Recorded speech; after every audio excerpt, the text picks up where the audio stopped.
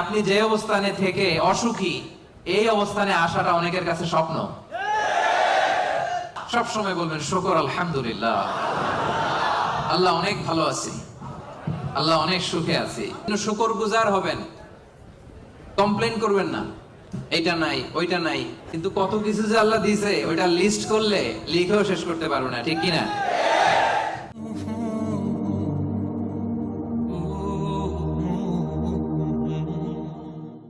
শুকরিয়া করলেই লাভ, ঠিক কিনা? শুকরিয়া করলে নেয়ামত বাড়ায় দেয় কে? না শুকরি করলে শাস্তি দেয় কে? আল্লাহ বলেন লা ইন শাকারতুম লা আযীদান্নাকুম, যদি নেয়ামতের শুকরিয়া করো আমি আল্লাহ নেয়ামত আরো বাড়ায় দিব। বেতন 2000 রিঙ্গিট, এটারে 3000 বানায় দিতে পারে কে? পারে না উনি? আপনি যে অবস্থানে থেকে অসুখী,